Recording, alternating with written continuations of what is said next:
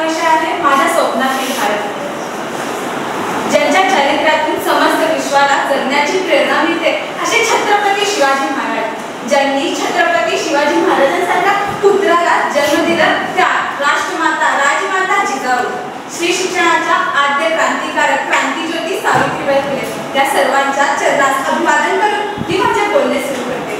जेथे संतांचे विचार कणाकणात आहे, जेथे मातीबद्दलचे प्रेम प्रत्येकाच्या मनात आहे, जेथे भाषेचा जो रोमारोमात आहे, तो माझा भारत देश आहे, तो माझा भारत देश आहे. ते म्हटल्यावर ऐकल्यावर आपल्या सर्वांचा अभिमानाने भरून जातो, आपल्या सर्वांचीच मान गर्वाने ताठ होते. आज आपला भारत देश प्रगतीच्या पथावर विराजमान आहे. आज आपल्या भारत देशात हिंदू, मुस्लिम, शीख, ईसाई, ख्रिश्चन, पारसी, बौद्ध अशा विविध धर्मातील लोक आनंदाने राहतात, बंधुत्वाने राहतात. अहो एवढंच काय तर शून्याला, त्या जगाला ज्या शून्याची भेट दिली तो आपला भारत देशच होता. ज्या कलेच्या जोरावर हा जग चालतो, त्या कलेची जन्मभूमी कुठली होती तर ती भारतच होती. परंतु जशा नाण्याला दोन बाजू असतात तसे भारताच्या परिस्थितीला देखील दोन बाजू आहेत. डोळे बंद केले की वाटतं खरंच का भारताचा अभिमान आहे, का भारताची प्रतिष्ठा आहे. डोळे उघडले की चांगलाच विकृती आणि दोषांचा फटका बसतो. हे सर्व पाहून म्हणावंच वाटतं की खरंच काहीतरी व्हायला पाहिजे, अंधाराचे युग संपायला पाहिजेत, सरस्वतीच्या आगमनासाठी चारही दरवाजे उघडले गेले पाहिजे. मला आहे तुला नाही, तुला आहे मला नाही, सगळं थांबायला पाहिजे. खरंच काहीतरी व्हायला पाहिजे.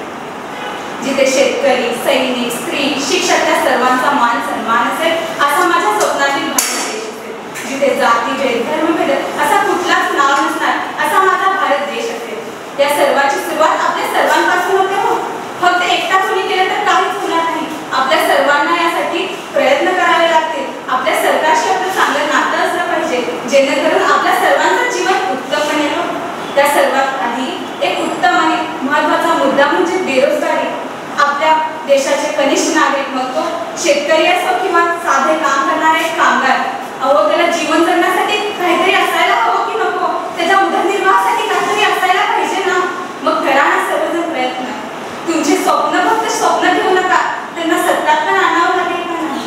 आणि दुसरा सर्वात महत्त्वाचा मुद्दा म्हणजे सुरक्षितता. मग ते पुरुषांची असू दे किंवा स्त्रियांची असू दे. सर्वजण म्हणतात की स्त्रीला सगळे त्रास होतात. मान्य आहे की बदलापूरची घटना होता कामा नये, परंतु ती घडली.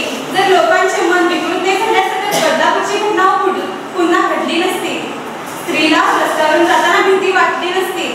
जरा आठवा, जेव्हा कल्याणच्या सुभेदाराच्या सुनबाईला साडी चोरी करून परत पाठवताना आपल्या छत्रपती शिवाजी महाराजांनी म्हटलं होतं, अशी ती सुंदर असते आमची आई. असेही सुंदर झालो असतो आम्ही पण, बदले छत्रपती. शिवाजी महाराजांचं हे वाक्य होतं. शिवरायांचं राज्य पुन्हा एकदा येऊ द्या, विकृतांना संपून टाका. आता स्त्रियांना त्रास